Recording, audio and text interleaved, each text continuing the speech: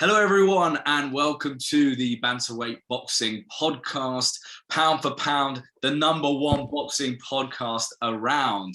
I'm your host, Michael Whyte, and joined with me today are only two of my Whyte brothers. Would you like to introduce yourselves? Let's start from the youngest. Oh, good evening, everyone. We've mixed up a little I thought that was me. I've thrown a little fucking curveball. Yeah. See if you're paying attention, Joe, but let's go. Yeah. Evening, everyone. Hope you enjoy. Over to you, Jan. Pound for pound, weight champion. You're looking huge, mate. Tell me about it. Tell me about it. I'm psyched. I'm just psyched up for this evening. That's how we need it to be. So for this podcast, or this episode, should I say, we're going to go through some boxing headlines. There's not been too much going on in the boxing world right now. Obviously, all the boxing's been cancelled in the UK, so no fights really going on. So I thought I'd go through some of the headlines and we'll just have a bit of a chat. So we're going to start off with the top one is about Mayweather. So Mayweather's been back in the news recently. Obviously, he had that fight with Logan Paul a couple of months back now, but he's back in the news and he's going to be fighting a guy called, I need to get his name correct. It's Money Kicks, who is an influencer from Dubai, influencer / YouTuber. I've never heard of him. I checked out his Instagram to do a bit of research. He's got a few million followers, a couple of photos with some big celebs, big boxing celebs like Amir Khan and stuff like that. But somehow he's managed to... Sorry. Yeah, that's the biggest he's got. And somehow he's managed to get a fight with Mayweather, which is going to be in Dubai. And even better than that, it's going to be on the top of a helipad in a hotel in Dubai. Wow. So pretty cool. Wow. But Joe, what do you make of all of this, these kind of influencers getting in the ring? Somehow, some boxers have fought for their whole lives to get a chance to share the ring with Mayweather. This guy, I think he's got 2 fights. Don't think they're professional fights or whatever. And looks like he's going to fight Mayweather. And he's probably going to get paid a lot more than people who went in there and actually fought Mayweather and got hurt. Yeah. It's crazy, isn't it? But I guess it's bringing a lot of attraction to the sport. Yeah. If you're a follower of Money Kicks, whatever his fucking name is. Money talks, mate. Money talks. Money talks, exactly. Yeah, it's a funny one. I don't really get what direction this is going in. It's just like, is Mayweather just going to fight anyone and everyone but Canelo? Because it's like, he's still fighting. You wanted to get in the ring with Canelo? He's already done it. No, but this Canelo. Fuck that. If he really is, he's going to carry on fighting. Yeah. He's still fighting these influencers and YouTubers. But do you see anything wrong with it? I feel like Mayweather, he's paid his dues to the sport, 50-0. Is there any shame in... Nah, not at all. He's made his money. He can carry on making his money. All the money that comes from it are people buying the subscriptions and tuning in and all the advertisers. Do you think people will tune in? So something like that. I don't think they will. I got a picture of him, and I saw it. And at least when Mayweather fought Logan Paul, Logan Paul's like a big guy, very athletic, all that. Big following as well. Big following. Yeah, big following. The fight that maybe he would land a punch. But this guy looks like a toothpick. He's like skinny. Yeah. Just doesn't even. It's. Do you reckon they're like cleaning money for all these big events or something? Yeah. Dodgy's going I on. do. Yeah. We want to, edit it. We want to get Mayweather on this podcast at some point. He's got a lovely head of hair now, hasn't he, Mayweather? Yeah. That's the only thing I'd watch it for. Yeah. Me jealous receding.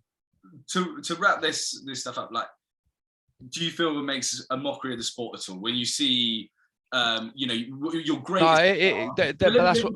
Yeah, you see your greatest star, maybe the goat, one of the goats of boxing, Mayweather, right? He's now getting in for a bit of a circus act. Would you see someone like, I don't know, let's say Leonardo, or someone like Messi or something like that?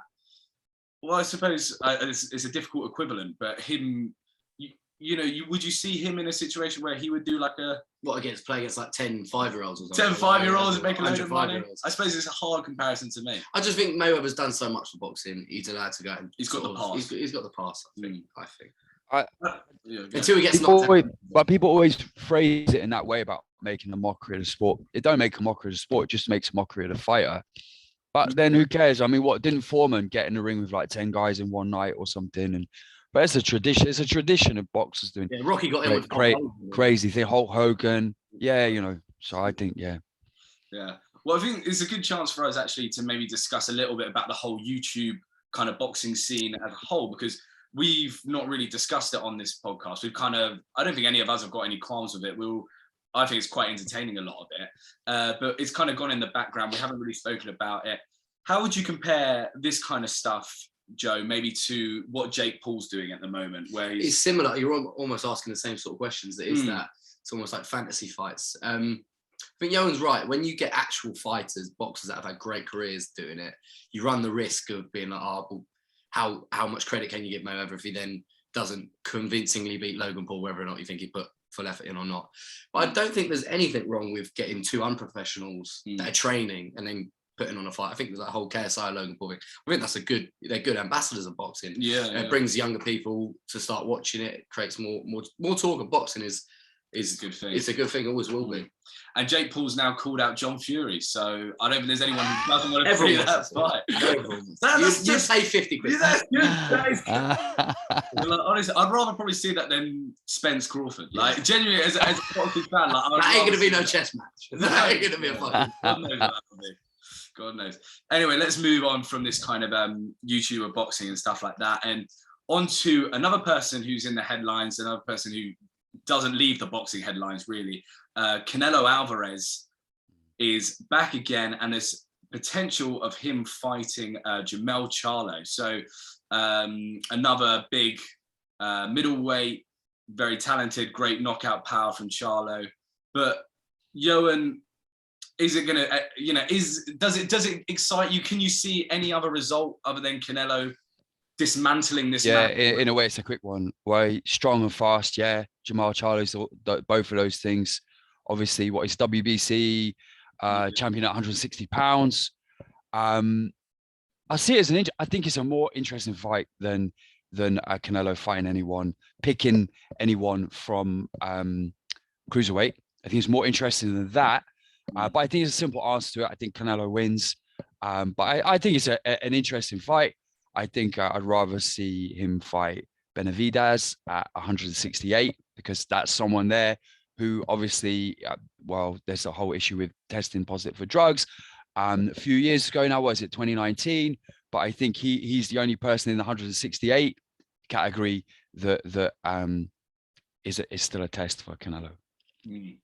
Yeah, so, but it's not much more to say really. Canelo now about tests and how easy it is for him for a lot of any name you kind of list out in the middleweight division, it's hard to make an argument against Canelo. Yeah, we've tried that. But Billy Joe's a 6th southpaw, but he's big. He can use his this, that, his height, his weight. Yeah. He's done it all. I think Charlo's a more of a test than Saunders.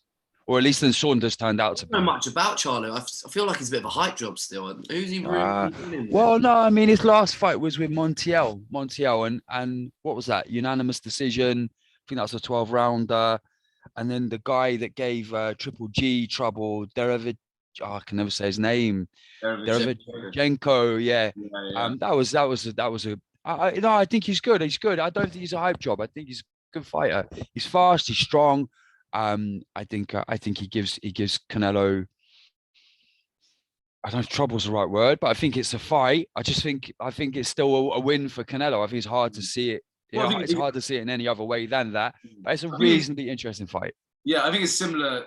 The description you give is pretty much similar to all of the descriptions you give for the fights before. Do you know what I mean? It's like Saunders, it's like Khalid Plant and all that. They're going to give Canelo a fight. They're not. These are good, well-champion fighters. But you're never going, oh, I really think Canelo could be in trouble here. At points, I thought that maybe with Saunders. At points, I thought when Saunders was really looking good, and I was like, this guy, he's got something different, a slickness to him, which it's that. Fury's got it. Saunders has got it. Very few styles can fight against that slickness. You know what I mean? It's kind of, but it wasn't the case. There's some weird fundamental difference though between Saunders and Fury, where I don't know what it is, but after having seen there's more vulnerability in Saunders. I can't put my finger on why, but and that was really shown up with the Canelo. He's always in the Fury obviously has his sort of down moments, but Saunders has always been in trouble. And You feel Fury could come back from anything. 12-year-old boy or something the other day. Did you not hear about that? This big gypsy fight and some. The story for another pod, but apparently they're all fighting. He got beaten up by an 18-year-old boy. Yeah, and then he put a gun in his face or something. But it's quite that's a sad story. Wow. Oh, yeah. But I'm surprised you'd rather see Canelo against Charlo and not one of the bigger boys, just because you think. Well, I just think that I think that as Usyk showed with AJ, that bigger doesn't mean. Better. I think people got obsessed with this. You know, they did it with Usyk, didn't they? They were like, oh well, he's not big enough to kind of mix it with these guys, and historically, that doesn't play out historically, and Usyk showed that isn't the reality. And I think that Canelo's fighting people that potentially they're bigger than him, but they ain't got the speed, they ain't got the skill. I don't think it's really a challenge. I think it looks like a challenge, but it isn't really one. Benavidez is the only thing that really feels like a challenge for him. And it's probably the fight I'd most want to see. And then some of the other guys that they've talked about are light heavy. They haven't been fighting very well in their last few fights. I think of a couple of examples, but yeah, nothing excites me apart from that Benavidez fight. And I'd happily watch the Charlo fight. Yeah, and I think that's what we can all say, and that's where you have to give credit to Canelo, because he's not cherry picking at all. He's not only fighting these top. Well, but he's the only one who can pick, because he's not tied down by anyone. Yeah. So he can give people the fights they want to see. I think. I mean, you could say the trilogy with Triple G is like, yeah, that's the one we all got so excited for the last two fights. But I cannot believe that the third fight would follow the pattern of the first two. Oh God, no. You know, so I want to see. I'd happily see the trilogy, but I think they've left it a bit too late, and the two fighters have just been going like that. Yep. Do you know what I mean? I think Golovkin is on the decline, and Canelo is on the rise, and I think you'd see. I think it might be nasty. It might be nasty. I think it might be quite nasty, and I think we look back at the GGG Canelo it's just two fights, wasn't it? In quite fond memories of like, wow, that was two gladiators at their, pretty much peak, going at it, and there was very little to separate them two. And I think people get bogged down with the scorecards and who won it. Yeah. But I think as a spectacle, do you know, as a spectacle, I'll never the image won't leave me where Canelo chins him and he just nods at him. Yeah. So that's some stiff uppercut and he just nods at him. Oh man, that's a powerful image. And that's like a Rocky image. Yeah. That's like it. Getting respect for Canelo in that fight as well, because there was one, I think, a right hook or something, and Canelo just takes it, bang, and then just looks straight back at him, and you're like, fair play. You gotta take your hat off to them. They're both monsters. Yeah, no, definitely. So moving on to the third and final headline that we're going to be talking about today, and that is Daniel Dubois has come out and said that Dillian Whyte only has a puncher's chance against Tyson Fury. So I had to slip in Dillian Whyte's name. I've got to do it. Dillian, when are you going to start watching this podcast? We've done so much promoting. A better job than fucking Eddie Hearn. Hearn doesn't even mention his name. But I think the reason why I picked that quote out is obviously not only because I wanted to talk about Dillian Whyte, but because I thought it was just such a brutal one-liner. And is Dubois bang on, Joe? Is Dubois is that it? I want to know what media outlet is asking Daniel Dubois questions in the first place. It's not exactly I'm just surprised he's able to answer any questions. It might just be you could say that about any heavyweight boxer though. Like David Price has a punching chance against. No. But like, it's a big stiff idiot. Yeah, no, I don't know. I think he's got more than a puncher's chance. It takes a lot to put Whyte away. So it's never going to be an easy night for Fury. And I do think, as much as Fury is a strong favourite, I wouldn't be. Fury can go down. Like Fury does go down. I know he gets back up. But but that in a way it's like tailor made for Whyte's left hook. I can see that. I can see him catching him. And the way heavyweight Fury, that would be the man who hadn't had the chance for so long, lost before, written off. I wouldn't say it's just a chance. I think he could work the body well. I think he could wrap him up. It wouldn't be an easy night's work for Fury, no way. And he's going to be in the fight. Well, I actually think, like, this is a controversial opinion. I actually think that Whyte has a better chance of knocking out Fury than Wilder did. Because my thing is, Wilder has by far the hardest hitter, right, for a long time. But he can't set the punch up. You know, you can always prepare for the punch. You know where it's really coming. But I think Whyte has a good chance of how he did it with Chisora, of hiding that left hook and coming with it, where Fury's not. When he's not expecting that left hook, he's not getting up. Like there's no two ways about it. You know, I think Fury knows that, and I think Fury will dodge the fight because he knows Whyte is very dangerous. I think there's a good chance he vacates. I think there's a very good chance he vacates. I'm not convinced. If you do the maths, it just doesn't really make sense for Fury to take that fight. He's got 100 million, right, potentially to make if he fights AJ or Usyk. One of those AJ, he's very convinced he'll beat, right? Yeah. Or he can fight Dillian Whyte, equally probably as dangerous, if you know, maybe a bit less dangerous, but very dangerous fighter. And he'll make what, 20 million? No publicity. No one in the US is going to watch that fight. No one gives a shit. In the US, Dillian Whyte don't know. Yeah, okay. But if he fights Usyk, there's, you know, he can do it for 3 belts or whatever. Just be AJ. I think from a promoter's perspective, and Fury's a very smart businessman, and that's one thing you got to give him credit for. He must be hoping that AJ beats Usyk, because there's less money in fighting Usyk, and there's all kinds of trouble. Yeah. And with AJ, like you say, I think he's confident he can beat AJ, and then you've got you the potential to earn. Oh man, that's a big fight. Even if it's only UK big, it's still a big fight, right? They'll do it 3 times. You know what I mean? One across the globe, other side of the pond. Yeah, in Wembley. Like, I think it's interesting what you're saying about Dillian Whyte, and obviously, I'm a massive fan of Dillian Whyte, and I think. But I think, like you're saying, what he'll catch him. I think one of the reasons why he might catch him is not just because the fight doesn't make sense in the way you described, but I don't think that Fury fears him or kind of respects him. That's the right word. I don't think he respects him enough to take the fight seriously enough not to get caught. So it's kind of like tailor-made for him to make a mistake in many ways. But I do think that Dillian Whyte might be just a bit too slow. Yeah, that's true. To mix it with Fury. Wilder's not got the quickest hands. But what I was going to say is that like, Fury was actually sloppy in his last performance. Yeah, very. Wilder's got amazing power, but he was down twice. Looked very slow. Looked slow. His stamina wasn't quite at the same sort of level. If he goes into the Whyte fight feeling a bit, lethargic and taking it a bit lightly, Whyte's going to be so up for this fight. So up for a heavyweight title. Yeah, I keep so up for it. At first, when he's hungry. There was talk about it. I was just like, and I keep tossing and turning with it, like every boxing fan. You just got to see the fight. But with Whyte Fury, well, hopefully see it. But with Whyte Fury, sometimes I think about it, and I'm just like, oh, that's just Fury's bread and butter. I'm like, Dillian Whyte is Fury's bread and butter. Sure. He's going to keep it rangy. He'll probably knock him out. He's just a better boxer, and he's too strong to get rough and tumbled, and he'll be all right. Sometimes I think about it and I'm like, how good was exactly what you're saying? How good was Fury against Wilder? How good is Wilder? That is a fact. We just don't know.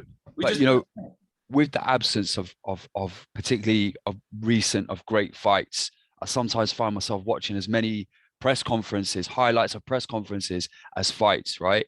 Like the whole, particularly Chisora, right? And all of his press conferences.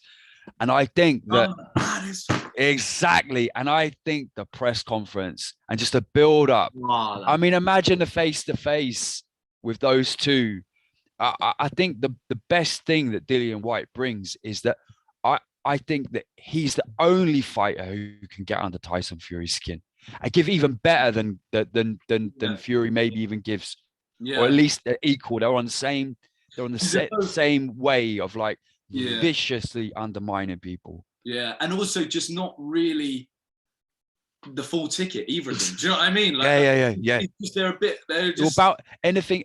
But I think that maybe Dillian Whyte has got the edge there, because I think anything Fury says to him bounces off of him. I actually think that Fury's a little bit more vulnerable than all that. I think that some of the stuff that Dillian Whyte has said in the past about Fury being called Luke, like Luke Tyson Fury, and that, all those little things, I just feel it that Fury not vulnerable. That's too strong a word, right? But yeah, the build up. That's going to be maybe even better than the fight.